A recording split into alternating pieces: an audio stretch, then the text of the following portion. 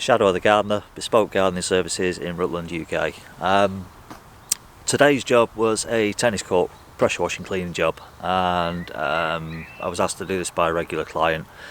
I have done this job before, 2 years ago to the day actually, but I did it with a domestic Karcher pressure washer with just the power lance on. The court was filthy, it was absolutely minging. Half inch of moss in most of the court was just literally covered in the stuff.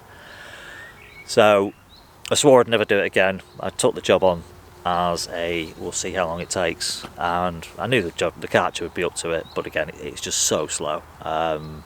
With the Karcher there is a patio cleaner system that's similar to it's a small Whirlaway basically, but it's just not got the power. So I swore I'd never do it that way again, and this year I've invested in a Lonsin 420 ultra high pressure washer system with an 18-inch Whirlaway, just to make life easy. To facilitate that, because I knew that on site where the tennis court is, the water pressure from the mains is quite low. It's no way near anywhere what you'd need to power the pressure washer directly, given it runs through 21 litres per minute. If the tap here is literally 9 litres per minute, I'd be surprised. So I had to improvise, adapt and overcome, and I wanted to get an IBC container, but unfortunately at the time I couldn't get hold of one fast enough, and so I opted for a wheelie bin, which is what a lot of the people do. I've seen other gardeners doing it. It's actually quite a good idea. It's not ideal, but it'll do what you need it to do.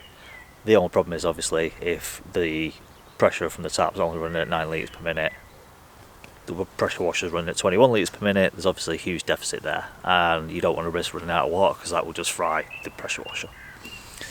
So I knew that was going to bite me in the backside today a little bit. I knew there'd be some downtime. Luckily I filled that downtime by using the Husqvarna 535 LK with one of the power brush attachments on it, and that's really come in handy to help remove a lot of the top surface moss and all the debris. So yeah, just waiting for the wheelie bin to fill is a nightmare, and it is a proper slow down. It's burning time, and there's not much else you can do once you've actually blown off the court to get rid of all the stones before you run the Whirlaway, and we'll get to that in a second, because yeah, that was another nightmare. So the tennis court was blown off with the Stihl BR 800C backpack blower to get rid of all the stones, because you don't want them being picked up by the Whirlaway, because if it smashes into the nozzles it might break them, and they're expensive. So you know, once I'd done that, I'd set up the wheelie bin to fill up with water, and by the time I'd faffed around clearing off the court, the wheelie bin was full. I then moved the hose to a second 90 litre black bin just as a standby.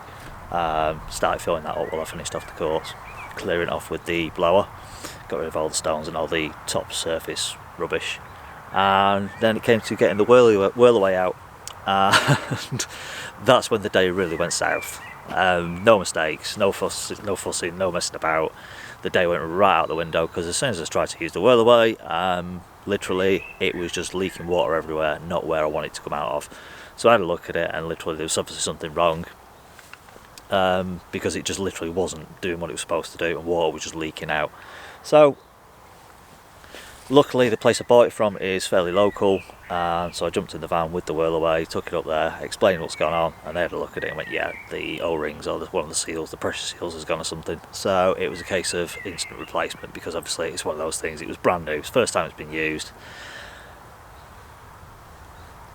Threw it in the back of the van, obviously not threw it in the van, but you know, put it in the back of the van gently. Drove back to the client's house and hooked it all up again, set up again, up and running. This time the Whirlaway worked fine, no dramas. But again, that's taken a chunk out of the day, so it's time out of my pocket. It's one of those things, nothing you can do about it. So up and running, got the Whirlaway cracked on, and getting into the job and getting the moss up. And yeah, it's now just a case of time and waiting for the bloody wheelie bin to finish filling up. So an IBC container drops off the day before, and then filled up overnight from a slow running tap will hopefully, you know, do the job, and then the next day at least you've got, you know, 900,000 litres of water ready to rock and roll, which will keep you busy, and I'd imagine would pretty much probably do a tennis court, given the fact it's constantly being tap fed while you're doing so. But yeah, not the best of days, and especially with it being so cold, because yesterday was lovely. It was like 21 degrees. It was t-shirt weather, you know, people running around with shorts on. Today, not so much now. It's pretty nippy, and the wind's quite cold as well. And dealing with water as well, obviously you do tend to pick up the water, you get a little bit saturated in there, and that doesn't exactly help your body temperature. But hey ho, lessons learned. Right, anyway, the bin's nearly full, so I'm going to get on with the next run with the Whirlaway, and we'll see what else we can get up this time. Right.